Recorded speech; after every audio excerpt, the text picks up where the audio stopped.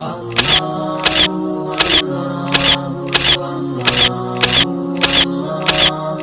ابراہیم بن آدم رحمۃ تعالی علیہ ایک دن دریا کے کنارے بیٹھے ہوئے، قمیص پھٹی ہوئی تھی، زنگ آلودہ سوئی تھی آپ کے ہاتھ میں، سوئی سے اپنے کرتے کو سی رکھے تھے، قمیص کو سی رکھے تھے۔ آپ کا وزیر قریب سے گزرا نا، اس نے دیکھا کہ وہی ابراہیم ہے جو بادشاہ تھا اور تخت و تاج اس کے نیچے تھا، نوکر چاکر اس کے نیچے تھے، آرڈر ہوتا تو بڑے بڑے عالی شان سوٹ سل کے آ جاتے، بڑے بڑے جبے کبے بن کے اس کے لیے آ جاتے، لیکن آج وہی ابراہیم دریا کے کنارے زنگ آلودہ سوئی سے اپنے ہاتھوں سے اپنے کرتے کو سلائی کر رہا ہے۔ جب یہ منظر دیکھا تو وزیر بول اٹھا، اے ابراہیم آپ نے بہت بڑی بے وقوفی کی، آپ نے بہت غلط فیصلہ کیا، تخت و تاج کو چھوڑا اور آج دریا کے کنارے بیٹھ کر زنگ آلودہ سوئی سے اپنے ہاتھ سے اپنی قمیض کو سلائی کر رکھے گئے، آپ نے فیصلہ صحیح نہیں کیا۔ حضرت ابراہیم بن آدم رحمۃ اللہ تعالی علیہ نے جب یہ وزیر کے جملے سنے نا، جس زنگ آلودہ سوئی سے قمیض کو سی رکھے تھے وہی سوئی دریا میں ڈال دی، اس سوئی کو پکڑا دریا میں ڈال دیا۔ وزیر کہنے لگا حضور آپ نے اور بے وقوفی کر دی،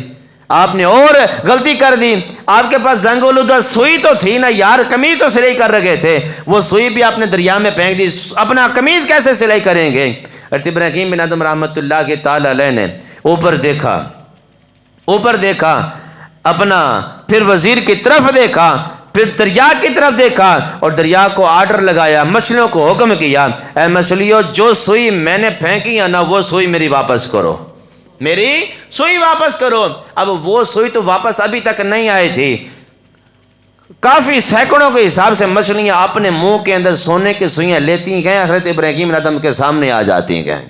اب وزیر یہ منظر دیکھ رکھا گیا، بڑا خوش ہوا، کہنے لگا کہ جو ابراہیم بن آدم زنگ آلودہ سوئی کی پرواہ نہیں کرتے وہ سونے کی کیا پرواہ کریں گے؟ اس نے سونے کو کیا قبول کرنا ہے؟ اگر اس کو سونے کی لالچ ہوتی تو تخت و تاج کیوں چھوڑتا؟ بڑا خوش ہوا، ایش کرنے لگا کہ اب یہ ساری سونے کی سوئیاں ابراہیم اٹھائیں گے تو مجھے دے دیں گے، میرے وارے نگارے ہو جائیں گے۔ اب مچھلیاں سونے کی سوئیاں منہ میں لے کر کنارے پہ آ گئیں۔ حضرت ابراہیم بن آدم فرماتے ہیں یہ میری سوئیاں نہیں ہیں، جو سوئی میری تھی وہی سوئی مجھے واپس کی جائے۔ جب مچھلیاں سوئیاں سونے کے لے کر واپس جاتی ہیں، حضرت ابراہیم بن آدم کو وہ وزیر کہتا ہے اے اپنا بادشاہ سلامت، اے ابراہیم بن آدم اتنی سوئیاں واپس آئی تھی، من و ٹنوں کے لحاظ سے یہ سونا تھا، آپ نے یہ بھی سارا گوا دیا، بڑی بے وقوفی کر دی۔ حضرت ابراہیم بن آدم رحمۃ اللہ کے تعالی فرماتے ہیں اے وزیر تو سوئیاں دیکھ رکھا گئے، میرا مقام تو دیکھنا، جب میں بادشاہت کی سیٹ پہ بیٹھا تھا، جب میں تخت و تاج پر بیٹھا تھا، میرے سامنے میرے وزیر مشیر میری عزت کرتے تھے،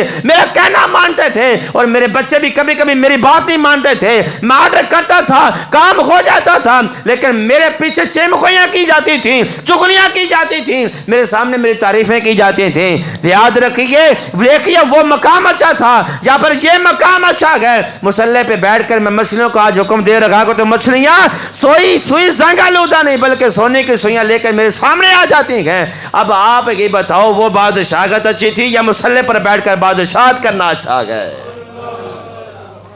مسلح پر بیٹھ کر بادشاہت کرنا اچھا ہے۔ وزیر کہنے لگا حضور یہ بادشاہت اچھی ہے،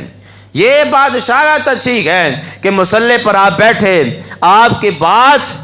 کل تک جو آپ کے سامنے بات سن کر تعریفیں کر رہے تھے، آپ کے پیچھے چغلیاں کر رہے تھے،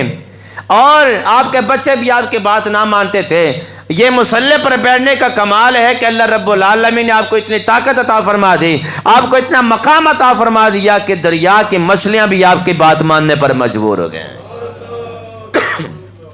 دریا کی مچھلیاں بھی